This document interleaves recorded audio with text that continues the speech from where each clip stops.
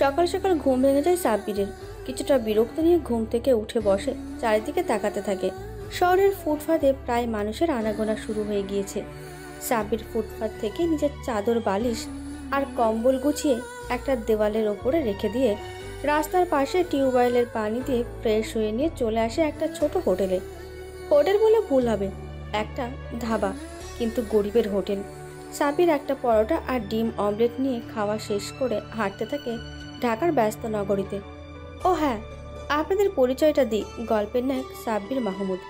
বাবা মা কেউ নেই, এতিম। গ্রাম থেকে ঢাকা বিশ্ববিদ্যালয়ে পড়তে এসেছে ও। বাকিটা গল্পেই জানবেন। সাব্বির হাঁটতে হাঁটতে চলে আসে কলেজে। আশেপাশে তাকিয়ে দেখতে থাকে শ্রাবণ প্রায় সবখানেই কাপালদের রাজত্ব। সাব্বির একাই কলেজের ভেতরে প্রবেশ করে সামনে হাঁটতে শুরু করে। এমন সময় পেছন থেকে কেউ একজন ডাক দেয় সাব্বিরকে। সাব্বির ঘাড় ঘুরিয়ে পেছনে তাকায়। দারোয়ান ডাকছে ওকে। এই বিকারের বাচ্চা, তোর সাহস হলে কিভাবে এভাবে কলেজে আসার? তাড়াতাড়ি কলেজ থেকে বের হয়ে যা, নয়তো আমার চাকরি থাকবে না। চাচা, আমি এই কলেজের শিক্ষার্থী, তাহলে কেন আমি কলেজ থেকে বের হয়ে যাব? কি, তুই এই কলেজের শিক্ষার্থী? মজা নাস, তোকে কেউ 2 কামাই করিয়ে দিবে। তার চেয়ে তুই রাস্তায় ঘুরে ভিক্ষা কর গিয়ে। আশ্চর্য, আপনাকে তো আমি বললামই আমি এই কলেজের স্টুডেন্ট, তবে কেন আমি বের হয়ে যাব আর কেনই বা ভিক্ষা করব? শালা, আমাকে বোকা ভাবিস তুই? তোর পোশাকের দিকে তো একবার তাকিয়ে দেখ। ওয়াক, থু থু থু, কি নোংরা কাপড় চোপড় পরে এসেছিস বিশ্ববিদ্যালয়ে। তুই নিজের কাপড়ে কিনতে পারিস না, তুই বিশ্ববিদ্যালয়ের ফর্ম ফিল আপের টাকা কিভাবে দিবি?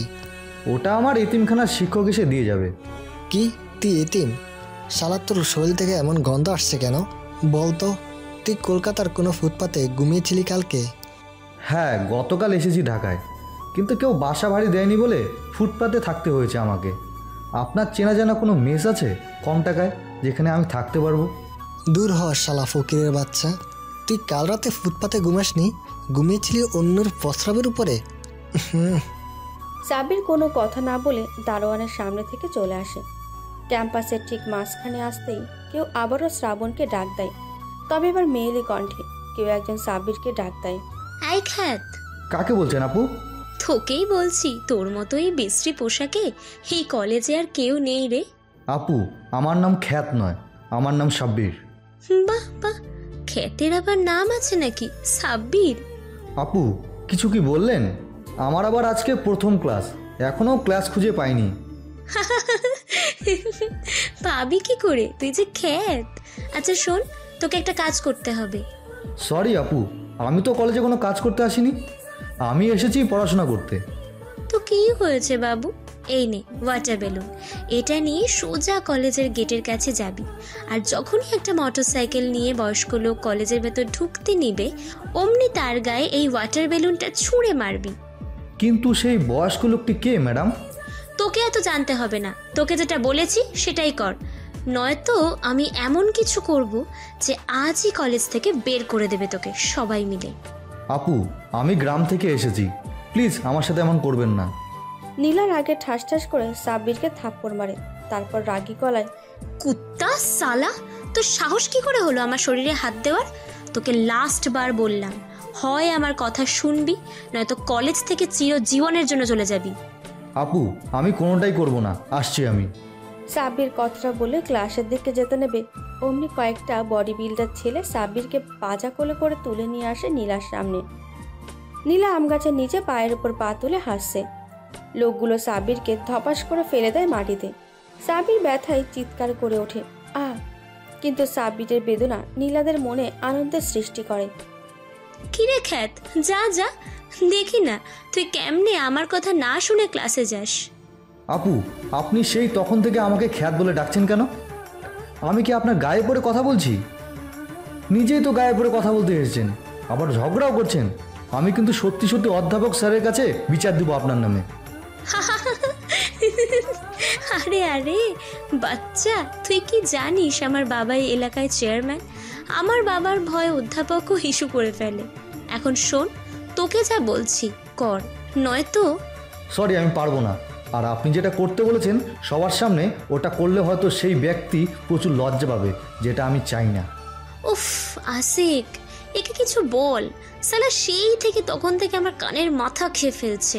প্লিজ একে তুই কিছু বল। কিরে কেতের বাচ্চা, তোকে নীলাপু যেটা বললো সেটা শুনছিস না কেন? পিঠে কি খুবই তেল জমেছে? কি ভাই এগুলো কি? আমি কি বলেছি আমার পিঠে তেল জমেছে? আর জমলেও বা আপনার কি? আপনার নিজের মেশিনে আপনি নিজে তেল দিন, অন্যেরটায় না দিলেও চলবে। আশিক রাগে ধূপ করে সাব্বিরের নাকে ঘুষি মারে। হঠাৎ ঘুষি খেয়ে সাব্বির কিছুটা দূরে ছিটকে যায়। পরক্ষণে নিজেকে সামলে নিয়ে সেখান থেকে চলে আসে। ক্যাম্পাস দিয়ে হাঁটতে হাঁটতে সাব্বির লক্ষ্য করে ওর নাক দিয়ে রক্ত বের হচ্ছে। তাই দ্রুত ওয়াশরুমে গিয়ে ফ্রেশ হয়ে চলে আসে সোজা ক্লাসে। সাব্বির সবার শেষের বেঞ্চে গিয়ে বসার কিছুক্ষণ পর স্যার এসে ক্লাস করানো শুরু করে। হঠাৎ সাব্বিরকে দেখে মুখে বিরক্তির ছাপ নিয়ে বলে, এই ছেলে দাঁড়াও তুমি। সাব্বিরের দিকে হাতে আঙুল ইশারা করে দেখিয়ে সাব্বিরও ভদ্র ছেলের মতো উঠে দাঁড়ায়। তোমাকে তো আগে দেখিনি এই কলেজে, কবে এসেছো? জি স্যার, আমি নতুন ভর্তি হয়েছি এখানে।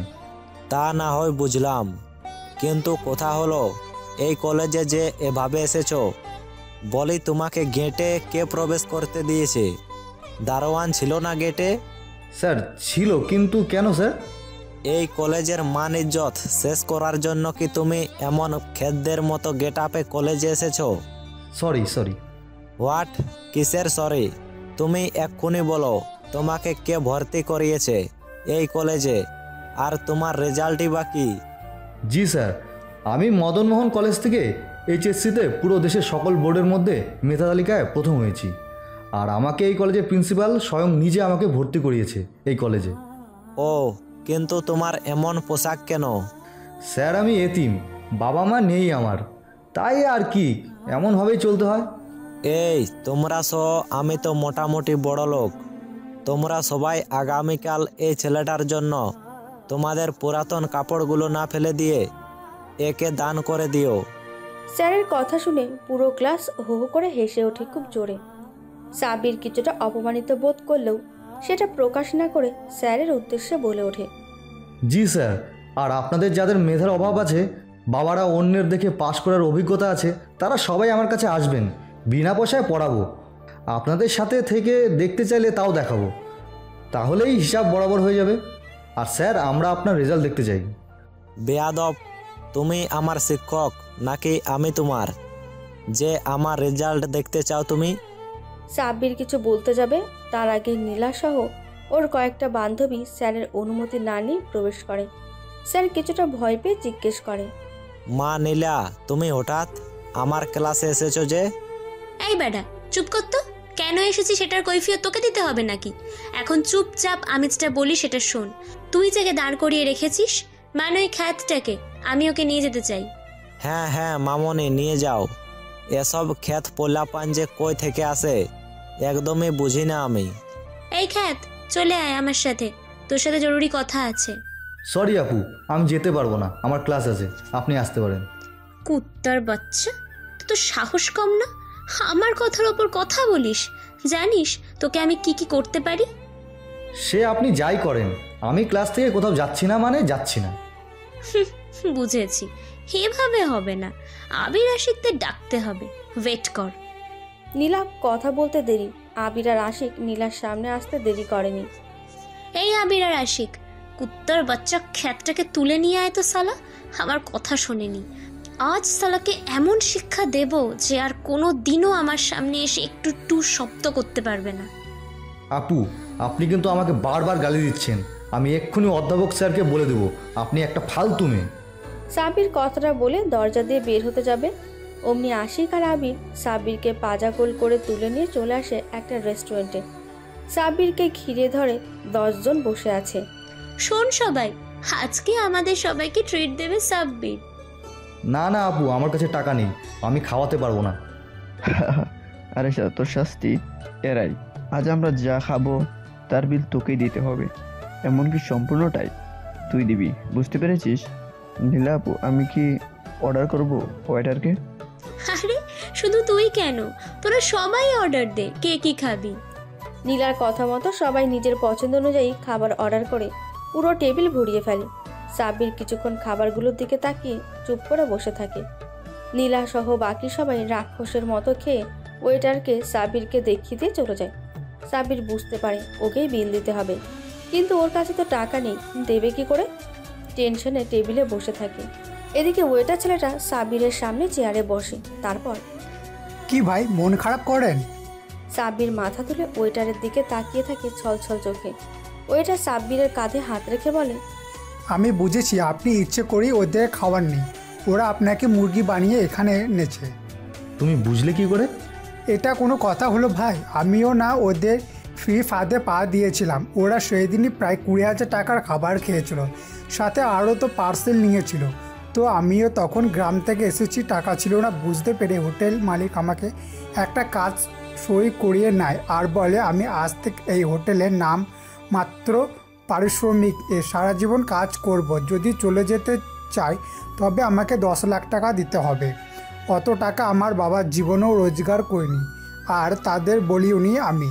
ভাবলাম কলেজে এখানে কাজের আশেপাশে পড়াশোনা করব, আর খাবার তো ফ্রি আছে। আমার মতোই কাহিনী ভাই। আচ্ছা, আমাকে তাহলে চাকরির ব্যবস্থাটা করে দাও। আমারও তো কোনো টাকা নেই, দেবো কি করে বিল? ওকে, আসো আমার সাথে। সাব্বিরকে নিয়ে যায় ছেলেটি ম্যানেজারের কাছে। তারপর কী সব জানি বলে একটা কাগজে সই করে নেয়। হাসতে থাকে ওয়েটার ছেলেটি। সাব্বির তখনও বুঝতে না পারলেও পরের দিন ঠিক বুঝতে পারে আসল কারণটা কী ছিল। ছেলেটার হাসির কারণ। ছেলেটা সাব্বিরকে এখানে রেখে নিজেকে মুক্ত করে চলে গেছে, মানে একজনের বদলে আরেকজন। সাব্বির মুচকি হেসে কাজে মন দেয়। সারাদিন বিভিন্ন কাপলদের খাবার সার্ভ করে। এইভাবে কেটে যায় 1 মাস। এই 1 মাসে সাব্বির কখনোই কলেজে যেতে পারেনি, তবে আজ যেতে হচ্ছে ওকে, কারণ আজ থেকে ওদের ফাইনাল পরীক্ষা। দ্রুত রেডি হয়ে কলেজে এসে নিজের সিট খুঁজে বসে পড়ে পরীক্ষা দেওয়ার জন্য। পাশে তাকাই, ওর পাশে আরও একজন বসবে। পরীক্ষা শুরুর প্রায় 20 মিনিট পর সাব্বির অনুভব করে পাশে কেউ বসে তাড়াহুড়ো করছে। সাব্বির ঘাড় ঘুরিয়ে দেখে নীলা বসে আছে। সাব্বির সঙ্গে সঙ্গে নিজের খাতার দিকে তাকিয়ে লিখতে শুরু করে, কিন্তু বেশিক্ষণ শান্তিমতো লিখতে পারে না সাব্বির, নীলার ডিস্টার্বে। নীলা বারবার কলম দিয়ে গুঁতো দিতে থাকে সাব্বিরকে। শেষে সাব্বির সহ্য করতে না পেরে চিৎকার করে বলে ওঠে, এই মেয়ে, সমস্যা কি তোমার? সে তখন থেকে আমাকে গুঁতো দিচ্ছ।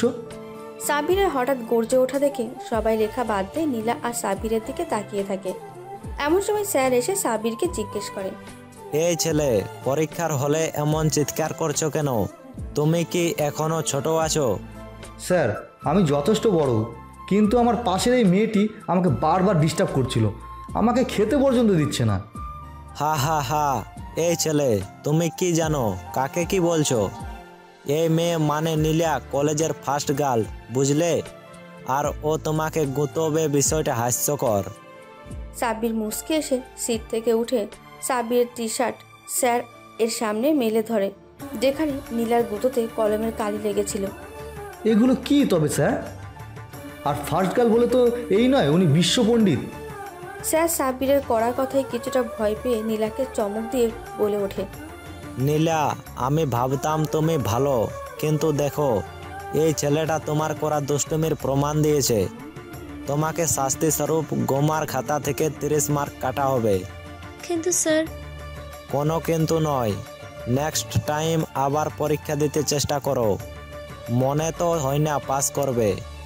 এবার সময় আর মাত্র 40 মিনিট বাকি। আর এই ছেলে, তুমি এভাবে পুরো হল রুমে চিৎকার না করে ধীরে সুস্থে বললে ভালো হয়। এখন লেখো।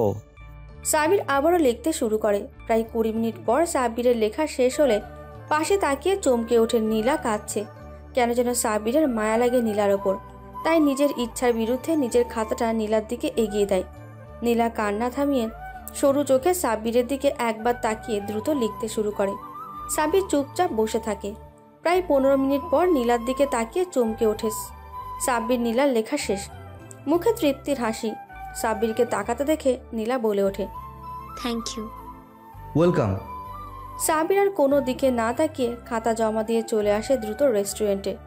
সাব্বিরকে দেরিতে আসতে দেখে রেস্টুরেন্টের ম্যানেজার সাব্বিরকে যা ইচ্ছে তাই শুনিয়ে দিয়ে চলে যায়। সাব্বির কিছুটা মুচকি হেসে আবারও নিজের কাজে মন দিতে থাকে। খাবার অর্ডার নিতে নিতে সাব্বির চলে আসে একটা টেবিলে, যেখানে নীলা সহ ওর বন্ধুরা বসেছিল। ম্যাম, কি খাবেন? গরম কি খাবার আছে? জি ম্যাম, এখন গরম ভাত, মাংস, মাছ আর চিকেন কাবাব। ফাস্ট ফুডে কি কি আছে? জি, বার্গার পিৎজা। ওকে, আমাদের জন্য পিৎজা নিয়ে আয় 5টা। ম্যাম, পেমেন্ট কিসে দেবেন, নগদ নাকি ব্যাংকিংয়ের মাধ্যমে? সেটা পরে বলবো, আগে তুই পিৎজা নিয়ে আয় তো। তাহলে সরি ম্যাম, আমি আপনার অর্ডার নিতে পারলাম না। আমি অন্য কাউকে পাঠাচ্ছি আপনার অর্ডার নেওয়ার জন্য। এই, তুই চিনিস আমাকে? ছোট লোকের বাচ্চা, চুপচাপ যা পিৎজা নিয়ে আয়। দেখুন ম্যাম, আমি একটা গরিব এতিম ছেলে। আগের বারের মতো যদি আপনারা আবারও আমাকে বিল দিতে বলেন, তবে আমাকে সারা জীবন এই রেস্টুরেন্টে বিনা বেতনে কাজ করে যেতে হবে, যেটা আমি চাই না। মানে তুই বলতে চাচ্ছিস যে এর আগের বিল তুই দিতে পারিসনি বলে তুই রেস্টুরেন্টে বিনা বেতনে কাজ করছিস? হ্যাঁ, এখন আপনি যদি পিৎজার টাকা দেন তবেই আমি আপনার জন্য পিৎজা নিয়ে আসতে পারি, না হলে সরি। সাব্বির ঘুরে চলে যেতে নেবে অমনি কেউ একজন ঠাস ঠাস করে থাপ্পড় মারে সাব্বিরের গালে। সাব্বির চারিদিকে কিছুক্ষণ অন্ধকার দেখতে থাকে।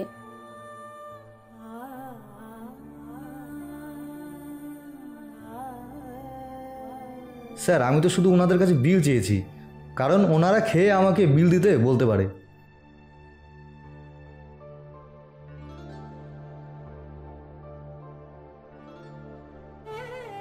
খিরে, চিনলি তো আমাদের? সালা ভিখারির বাচ্চা। সাব্বির মাথা নিচু করে চলে আসে সেখান থেকে। চারিদিকে তাকিয়ে দেখে ম্যানেজার নেই, তাই দ্রুত নিজের ফোনটা বের করে ফোন দেয় লুইসকে। লুইস, তুমি তো জানোই কোথায় আছি আমি এখন। তুমি দ্রুত একটা কাজ করো, আমাকে যে ওয়েটার ফাঁসিয়ে চলে গিয়েছে শালাকে তুলে নিয়ে যাও গোডাউনে। আমি আসবো আজ রাতে। সাব্বির কথা বলা শেষ করে নীলাদের টেবিলের সামনে গিয়ে চমকে ওঠে। নীলারা, আশিক, আবির কেউ নেই। দ্রুত আশেপাশে খুঁজতে থাকে, কিন্তু না, কেউ নেই। সাব্বির মাথায় হাত দিয়ে বসে পড়ে চেয়ারে। ভয়ে প্রায় কেঁদে ফেলেছে সাব্বির। এমন সময় সাব্বির অনুভব করে কেউ ওর সামনে দাঁড়িয়ে হাসছে। সাব্বির মাথা তুলে তাকিয়ে দেখে নীলা হাসছে। খিরে ভিখারির বাচ্চা, তুই কি ভেবেছিলি আমি বিল না দিয়ে চলে গেছি? তোর মতো ছোট লোক নই রে যে বিল না দিয়ে চলে যাব। হেই নে, ধর টাকা। নীলা কথাটা বলে সাব্বিরের মুখের ওপর টাকাটা ছুঁড়ে মারে। সাব্বির চুপচাপ টাকাগুলো গণনা করে ক্যাশ ড্রয়ারে রেখে বই নিয়ে পড়তে বসে, কারণ আগামীকাল ওর অ্যাকাউন্টিং পরীক্ষা। এদিকে নীলা সাব্বিরের দিকে তাকিয়ে কিছু একটা ভেবে মুচকি হাসতে হাসতে চলে যায় বাসায়। নীলাকে আসতে দেখে ওর বাবা এজাজুল সাহেব মেয়েকে জিজ্ঞেস করে, এ কি রে মা, এভাবে হাসতেছিস কেন? আবার কি কারো সাথে দুষ্টুমি করে এসেছিস? বাবা, এবার যে সে দুষ্টুমি নয়, এমন একটা কাজ করব যে তুমিও ভেবে পাবে না। তা কি এমন দুষ্টুমি করবে শুনি? আরে আর বলো না বাবা, আজ একটা ছোট লোককে দেখে এত রাগ হয়েছে আমার বলে বোঝাতে পারবো না। ওকে আমি এমন শিক্ষা দেব যে ও সারা জীবন মনে রাখবে এজাজুল চেয়ারম্যানের মেয়ে কতটা ভয়ঙ্কর। তোকে কিছু করতে হবে না মা, আমাকে বল, আমি ওকে উচিত শিক্ষা দিয়ে দেব। আমি তো আর চেয়ারম্যান এমনি এমনি হইনি, আমি চেয়ারম্যান হয়েছি আমার মেয়ে যে স্বাধীনভাবে ওর যা মন চায় তাই করার জন্য। কেউ যেন তাকে একটা টু শব্দ করে কিছু না বলতে পারে। লাভ ইউ বাবা, এখন রুমে যাই কেমন? আমার পড়া আছে একটু। নীলা ওর বাবার থেকে বিদায় নিয়ে চলে আসে রুমে, আর এজাজুল সাহেব ডেভিল্টের মতো হেসে চলে আসে স্টোর রুমে। দুটো ছবির সামনে দাঁড়িয়ে থেকে এজাজুল সাহেব অগ্নিঝরা চোখে তাকিয়ে বলতে থাকে, কি ভাই ভাবি, কেমন আছো পরে? তোদের তো বলেছিলাম আমার কাছে বাধা দিস না, আমি চেয়ারম্যান হতে চাই। তুই পদ থেকে সরে গেলে হয়তো আজও বেঁচে থাকতি, আর তোর ছেলেও আমার ভাতিজা কলিজার টুকরো হয়ে থাকতো। কিন্তু তুই তো শুনলি না, তাই আর কি করার, মেরে দিলাম তোদের। আর তোকেই ব্যবহার করে হয়ে গেলাম চেয়ারম্যান, আর তোর কোটি কোটি টাকার সম্পদের মালিক। এজাজুল সাহেব কথাগুলো বলে আবারও ডেভিলদের মতো হেসে স্টোর রুম থেকে বের হয়ে চলে আসে বাইরে। রাত প্রায় 10টা, ঝিরিঝিরি বৃষ্টি পড়ছে। সাব্বির বৃষ্টিতে ভিজতে ভিজতে এগিয়ে চলেছে সামনের দিকে। ঘুটঘুটে অন্ধকার, চারিদিকে নিস্তব্ধতা, কোনো মানুষ নেই। শুধু তারাই রয়ে গেছে যারা মানুষ খেকো হয় না। সাব্বির চলে আসে একটা গোডাউনের সামনে। ভেতরে ঢুকতে নেবে অমনি দৌড়ে এসে জড়িয়ে ধরে একজন সাব্বিরকে। সাব্বির মুচকি হেসে ছেলেটার পিঠে হাত বুলিয়ে দিয়ে বলে, লুইস, চলো ভিতরে যাই। বৃষ্টিতে ভিজে প্রায় এখন আমার সর্দি লাগা লাগা ভাব। সাব্বিরের কথা শুনে দ্রুত লুইস সাব্বিরকে গোডাউনের ভেতরে নিয়ে গিয়ে ভালো করে মাথা মুছে দিয়ে সরিষার তেল মাথায় দিয়ে দেয়। তারপর, বস, যাকে নিয়ে আনতে বলেছিলেন মানে ওয়েটারের নাম হলো স্বপন, আর ওই রেস্টুরেন্টটা বস নীলাদেরই। ও এভাবেই বিনা পয়সায় কাজের লোক নিয়ে আসতো রেস্টুরেন্টে। সাব্বির চুপচাপ চেয়ার থেকে উঠে এগিয়ে যেতে থাকে দ্বিতীয় তলায়। কিছুক্ষণের মধ্যেই পৌঁছে যায় সাব্বির স্বপনের সামনে। সাব্বিরকে হঠাৎ স্বপন দেখে চমকে ওঠে। সাব্বির স্বপনের চমকে ওঠা দেখে মুচকি হেসে বলে, আরে স্বপ্ন সাহেব, সেদিন তো মনে হলো অনেক বিজি ছিলেন, আপনি ভালো করে কথাটাও বলতে পারেননি, পরিচয়ও হয়নি। হ্যাঁ হ্যাঁ ভাই, আসলে গ্রামের বাসায় গিয়েছিলাম, আজই আসছিলাম রেস্টুরেন্টে। তাই? জি জি। তাহলে ম্যানেজার আমাকে সেদিন বললো কেন তুই আমাকে ওখানে রেখে নিজেকে মুক্ত করে চলে এসেছিস? মানে একজনের বদলে আরেকজন? তুই সেদিন আমাকে ইমোশনাল করে চলে এলি। ভুল হয়ে গেছে ভাই, ছাইরা দেন আমারে। তোকে যখন একবার এখানে এনেছি তখন তো আর জীবিত ফেরত যেতে পারবি না রে। লুইস, একে একটু দেখাও তো, একে কিভাবে মারবো আমি। লুইস স্বপনের এক পা কিনে নিয়ে যায় ভূগর্ভের রুমে, যেখানে শুধু কঙ্কাল আর কঙ্কাল। স্বপন ভয়ে চিৎকার করে উঠে বলতে থাকে, ভাই ভাই, ছাইরা দেন আমারে ভাই, আমি আর জীবনেও দালালি করবো না ভাই, আমারে ছাইরা দেন ভাই, আমার খুব ভয় করছে। এত সহজে বস তোকে ছাড়বে না রে। তুই যদি সেই দিন মানুষ চিনে বুঝে শুনে কাজ করতি তবে কিন্তু তোর আর এই অবস্থা হতো না। এখন বস শালা, কেমন লাগে? সাব্বিরকে ধীর পায়ে এগিয়ে আসতে দেখে স্বপন হুঙ্কার পেরে সাব্বিরের কাছে আসতে গেলেই লুইস স্বপনের দুই পা টেনে ধরে। সাব্বির সোজা স্বপনের কাছে গিয়ে হাঁটু ভাঁজ করে স্বপনের বড় বড় চুলগুলো টেনে ধরে দাঁতে দাঁত কিটকিট করে বলতে থাকে, শালা খুব দালালি করছিস, আর কত করবি বল? কত ছেলের জীবন নষ্ট করছিস তুই, তার কোনো হিসাব নেই। তোকে বাঁচিয়ে রাখলে ওসব ছেলে কষ্ট পাবে যাদের তুই গোলামির কাজে লাগিয়ে দিয়েছিস। লুইস, শালাকে শিকলে বেঁধে এক কলসি পানি আর 10টা রুটি দিয়ে দাও, এটা খেয়ে যতদিন বাজে বেঁচে থাকুক। লুইস স্বপনকে এক কলসি পানি আর 10টা রুটি দিয়ে বের হয়ে আসে ভূগর্ভের রুম থেকে। সাব্বির গিয়ে বসে ওর সেই চিরচেনা চেয়ারটাতে। বস, এখন কি করব? আর আমাদের এলাকায় কয়েকটা ছেলে এসেছে যারা মাস্তান শুরু করে দিয়েছে। করতে দাও লুইস, সমস্যা নেই। আমি তো এখন নেই, যখন আমি কামব্যাক করব তখন দেখে নেব। এখন আপাতত চুপ করে দেখতে থাকো। তবে হ্যাঁ, সূর্যের সীমা ছাড়িয়ে গেলে কোনো খাতির নেই, একদম টপাটপ বুলেট ঢুকিয়ে দিবে। এখন চলো আমার সাথে, আর একটাকে তুলে আনতে হবে। সাব্বির আগে আগে বের হয়ে আসে গোডাউন থেকে। পেছন থেকে লুইস সহ আরও 10 জন এসে গাড়িতে উঠে বসে। সাব্বির গাড়ি নিয়ে সোজা চলে আসে রেস্টুরেন্টে। সাব্বির আগে আগে নেমে রেস্টুরেন্টের ভেতরে ঢুকতেই ম্যানেজার এগিয়ে এসে ঠাস ঠাস করে সাব্বিরকে থাপ্পড় মারে। তারপর,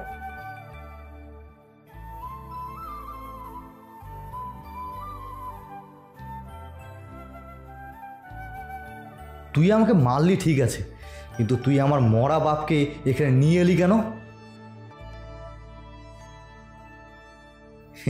কিছু করবো না তো, আমার ভুল হয়ে গেছে, আমি কাজে যাচ্ছি।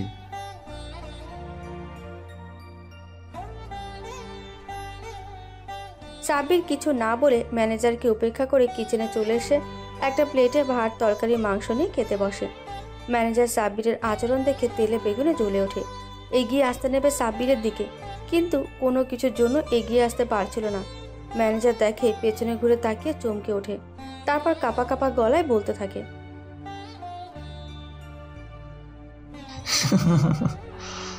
বস যেখানে থাকবে আমরাও তো সেখানে থাকবো নাকি? মানে বস, ওই যে দেখো খাওয়া দাওয়া করছে। জি, এখন চল, তো ছুটি করে দিতে হবে তো নাকি? ম্যানেজার দৌড়ে পালাতে নেবে, তার আগেই লুইস গুলি করে ম্যানেজারের পায়ে। নিখুঁত নিশানা, বুলেট একদম ম্যানেজারের পা ফুটো করে দিয়ে চলে যায়। লুইস মুচকি হেসে ম্যানেজারকে নিয়ে এসে দাঁড় করায় সাব্বিরের সামনে। সাব্বির ম্যানেজারের দিকে তাকিয়ে ডেভিলদের মতো হাসি দিয়ে বলে ওঠে, কিরে, তুই কাকে যেন ভিখারির বাচ্চা বলে গালাগালি দিলি, সাথে আমার বাবাকে নিয়েও বাজে কথা বললি। জানিস কি তুই আমি কে? না জানলে প্রবলেম নেই, শুধু এইটুকু বলি, তোর কপাল ভালো রে, এখনো বেঁচে আছিস। বাহ বাহ,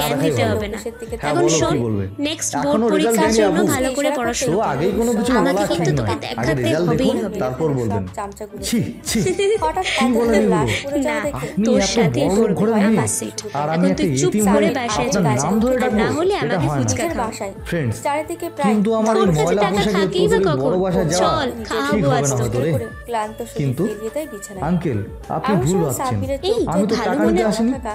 আমাকে নীলা নিয়ে এসেছে। এমন আপনি সময় নাকি আমাকে কিছু সাব্বিরের বলবেন? চোখে ধুলোতে জমে কাজটা থাকা কি ভালো এই, করলে ভালো আঙ্কেল? মতো পড়েছিস তো? তাকে তো আপনি আর আমাকে দুদিন ডেকে বাকি আনলেন, আছে পরীক্ষার। তারপর এভাবে প্লিজ অপমান? মনোযোগ দিয়ে আমি পড়াশোনা গরিব কর। বলে কি কিছুক্ষণ মানুষ চেয়ে নই? থাকে ছবিটার দিকে। আর আমার হ্যাঁ, শরীরে এমন কোনো ঠিকই বাজে বলেছেন। গন্ধ নেই, দেখ বরং সাব্বির, আপনার রেগে পাঞ্জাবির যাবো দিকে কিন্তু। তাকিয়ে দেখুন, সাব্বির বিড়ালের মনে মনে বিষটা বলতে থাকে। লেগে আছে।